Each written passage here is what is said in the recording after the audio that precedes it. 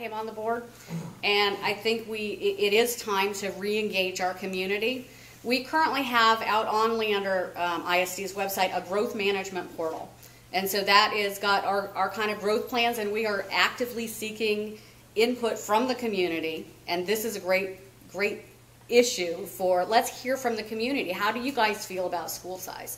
So our board, will take that input, and then we're going to look at it in the context with our new financial advisor and make an informed decision on those things. I do think we have to listen to people who have expertise in the area of what works in school size as a board member. But community input is super important. We just did, I made the motion, I think, last meeting to put, 4 more portables at Rouse High School. That's a really low cost per seat. And I think if we're going to use portables, using them in high schools is better than using them in elementary schools. You put classes like communication apps or government, these classes, health. They're half one semester class, and it's a high school student who's in them. They're in it for one class a day. They're not in it for the whole day. And I think that's a good way that we can increase capacity at a really low cost per seat. I think sometimes portables are necessary evil, but something that you don't necessarily turn to and say, well, high school is going to be better than elementary. We also have security issues that we need to think of. So I just like to say, as we're balancing our construction cost or things or ways we can make improvements, you still have to put everything in that cost-benefit analysis. What is it costing our schools when we really implement this? We put the portables in place. Can we sell them later? No. Most of the time you have to pay somebody to come haul them away. I think what we need to do, or make sure we focus on as a school board member, and what I want to do, is not only focus on legislation and how it impacts our district, but also take a look from our district about the decisions we're making and make sure that we're not looking at them in a vacuum. It's not just one issue, but it's going to impact several issues. How's the safety and security? What happens when we take our high school students and we put them in portables? Now, I hope our district is looking at that. But so far from what we've seen, I think there's areas for improvement to make sure that when we're making these decisions, we're looking at it holistically, not in a vacuum. Okay, number 7, the order will be Don, Cobby, Don, Lisa, Trish, Lisa. This is a long question, or a long introduction, I guess I should say. Questions at the end. The Common Core curriculum is controversial. Some people do not support it because of teaching methods. Others don't support it because they see it as federal overreach. Superintendent Brett Champion says that the LISD does not use Common Core, yet the Advancement via Individual Determination, or AVID, program follows Common Core and is in all the middle schools and high schools in LISD. How can the school district say they do not use Common Core? Please tell us why you are for or against AVID, Advancement via Individual Determination. How long do we have to answer that? Only 30 seconds because the question is so long. First of all, if you ask me if I support Common Core, it's no.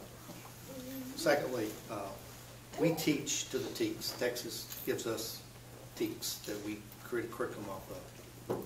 I had our group do a little bridge analysis between Common Core, which was developed before the Texas TEKS, and our Texas TEKS. There's some similarities between the two. But we're still obligated by law to teach to the TEKS. So people say, you're teaching Common Core. We're not teaching Common Core, we're teaching Texas TEKS. I think the thing is that people want to see an honest answer. It's a simplistic answer to say we don't use Common Core. It's clearly in use in multiple locations in various curricula. It may be that they have no choice but to buy Common Core compliant curriculum. Say that. The public can understand that. I don't understand why there's a sort of flippant response of we don't use it. Well, you do.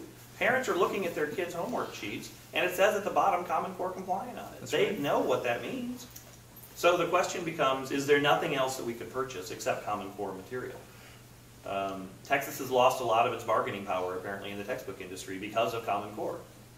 We used to sort of drive it along with California. And nowadays, because of, and I think this may be part of the reason Common Core was created, was to create buying power effectively for all the other states that have adopted Common Core, and is driving the textbook manufacturers to always develop things for Common Core. That being said, I think there's options out there that are either old school but still meet the TEKS, or there's got to be some other choices, or we need to go to the legislature and the State Board of Education and talk to them about that. We need to find out as a state how we can sustain. We have a state law that says we don't follow Common Core here. So if in fact the world around us has changed and we have no choice, we got to figure something else out. Well, yeah, we don't teach Common Core, but I agree, there are some similarities between the TEKS and Common Core. So you can go in and pick out those. Looking at the list, there's probably 10 or 15 items in there that are just similar to what Common Core does. But there's a lot of other items in there that aren't. So, we have looked at potentially passing a resolution to talk about that we don't agree with Common Core. Because until TEA does something different, State Board of Education, we're locked in with the TEKS, and that's what we teach too. Our district is not, we use resources that are Common Core compliant because the publishers publish Common Core stuff. But we have issues in the math, and that's something that we're going through right now, and I think we're going to have ongoing discussions on how we deal with that. But just to get back to the point of this question, which was about AVID, and AVID being Common Core compliant, I don't know who has heard something bad about AVID, but the kids absolutely love that. I had an opportunity to teach an AVID class over at Wiley Middle School a couple of years ago, and we teach them strategies like how to take notes using the Cornell note-taking method, which really helps them improve their reading and comprehension and understanding, and the kids actually like that. They love that class. This year during School Board Appreciation Week, a lot of us get letters from the different kids. I have a stack of letters from running Brushy Middle School. These kids, they can talk about all the different programs that they like. I cannot tell you how many letters I got from kids saying, please keep AVID. This has helped me so much with my studies. This helps me become a better student. I think when we talked about that increase in the graduation rate and that huge closing of the achievement gap with our EcoDis population, I believe our AVID classes are helping drive that success. And so I support AVID wholeheartedly, whether it's Common Core compliant or not. I don't think AVID is where the issues in Common Core are. I think it's more in our math curriculum. Man, I didn't get the rebuttal this time. Okay, so let me try to narrow it down quickly. I think this deals with two issues that I've been talking about all evening. Transparent communications. How transparent are we being with the information we're giving the public? One, that is right. Texas has legislation that says we don't apply Common Core standards. What happened was, federal government comes up with this great idea, let's do a national assessment. Texas isn't going to do that thing. But at the same time, Texas developed their own TEKS. And guess what? People are seeing overlap between the Texas TEKS and what that instruction looks like versus Common Core. But Texas did adopt the TEKS. Texas Education Agency adopted the TEKS. The new math standards that rolled into place in 2012, they're having problems all over with it because you can look at what the Texas Education Agency Commissioner Williams came out with a letter. And he said, we're not even going to count the STAR assessment results for our 3 through 8 math because of how we just recently rolled out the TEKS. And it's a rigorous curriculum. So here's what we've got. We've got an area where we have to address in several different areas. One is your TEA, State Board of Education, what kind of TEKS do we have in place and do we want to see that change? And two, which everybody's on that side has already brought up, which is about our materials. Are we choosing the best educational materials for our students? And then when we have our math improvement team come to the table, what they didn't say is how they're going to address the gap. They didn't talk about that. They talked about increasing STAR readiness, giving principals extra training, but they didn't talk about addressing the gap that parents are feeling right now when these new TEKS rolled out. Okay, one last thing on the the curriculum issues. One of my issues has always been to try and increase the community participation, and we have a lot of different portals that are out there. We talked about the growth management one. We have our instructional materials out there for comment right now from the public. So I don't care if AVID isn't in that curriculum. Feel free to go ahead and use that portal to send communications on any issues of the curriculum. If you want to talk to us about third grade math, even though what we're looking at is 9 through 12, feel free to use that as a opportunity to communicate with us, because we are reviewing our instructional materials right now. Thank you. For question number 8, the order will be Trish, Lisa, Trish, Don, Cobby, Don. Number 8, Brett Champion recently stated that the physical, mental, and emotional well-being of the students is one of the focus areas of the school district. What programs would you like to see added or improved upon that address this focus? Trish. Well, there's a couple of things that happened.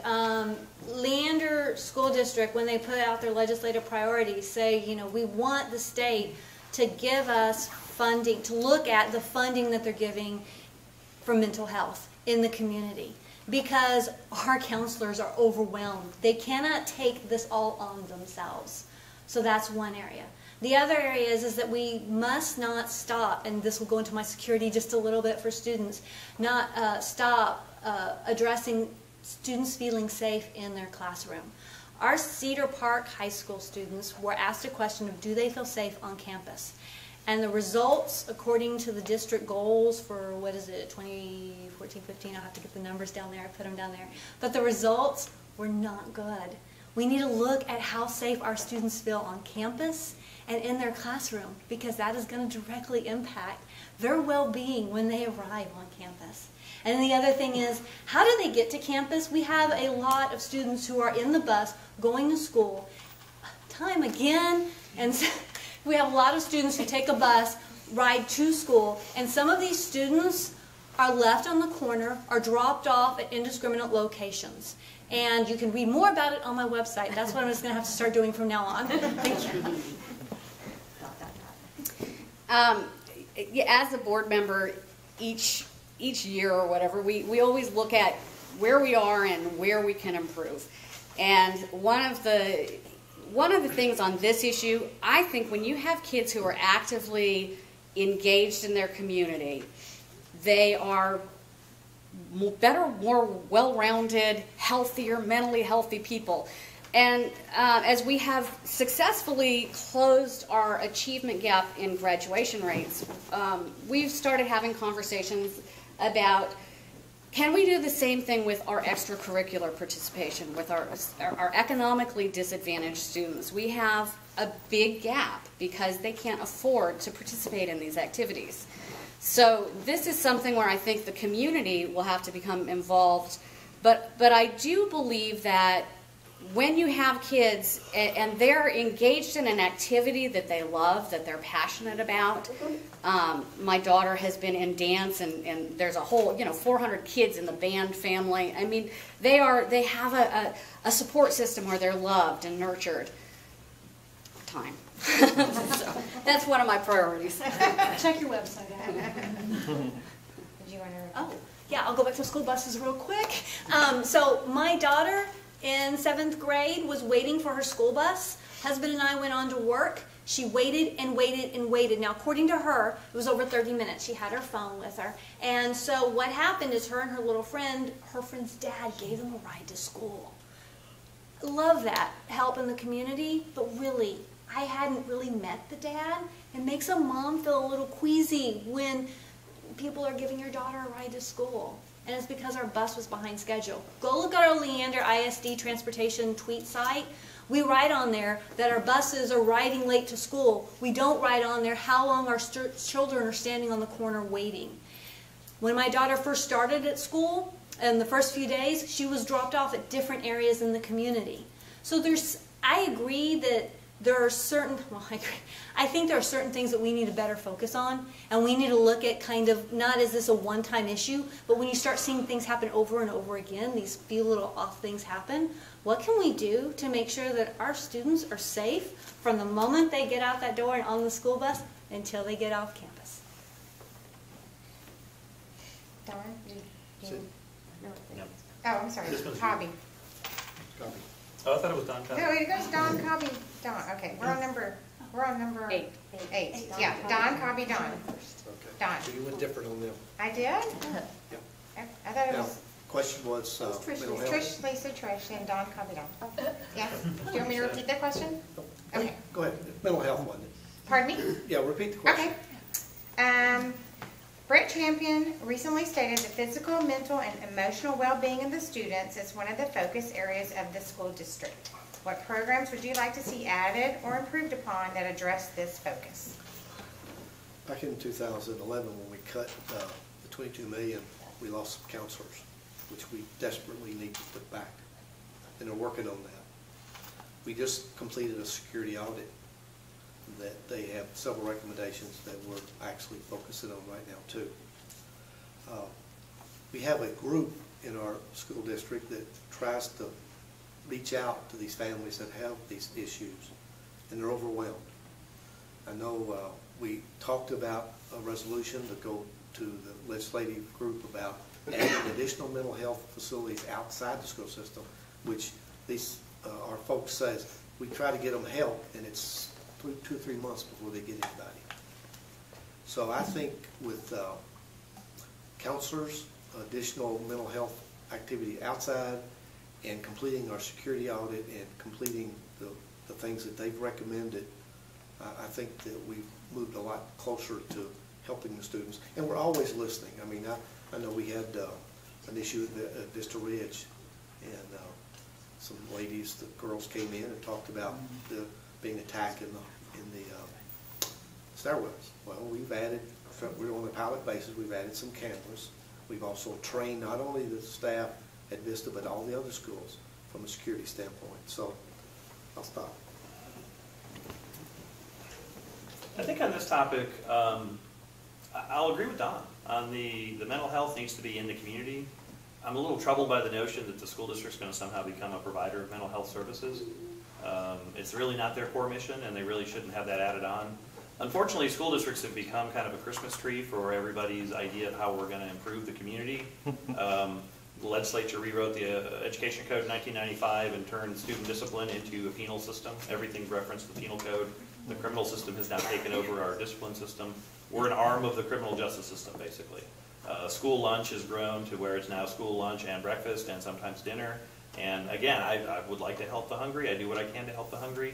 I'm not sure layering that on top of the school district is the best way to function as well. And so I think we do need to do that, and we need to advocate strongly with the legislature and elsewhere that those sorts of assets need to be in the community. They don't need to be inside the school district. I do think they need to implement what the safety and security audit has shown. I think that needs to become a regular thing. A lot of the issues that have come up are things that have been around for ages. There's stairwells at Cedar Park Middle School. There were kids getting beaten up in those stairwells when my kids were there, 10 years ago. Just having a teacher stand in the stairwell might help. There's little things you can do, but these days cameras are everywhere. The smallest school district I work with, which has about 212 students, has cameras all over their school. It's not an expensive solution. It's easy to implement. It's convenient to have. It helps a lot with student discipline matters. And it's really something that they need to jump on, regardless of who gets elected. They really need to improve the cameras at the schools. Well, we do have cameras at most of all high schools and some middle schools. I think there's a limited number at the elementary level. But, it is important to us. We are concerned about the security of the students. But it's training. You're not going to be able to watch every corner and every bathroom and every aisle full time. Something's going to happen. Kids are kids. So with that, I think that the approach we're taking is going to be successful.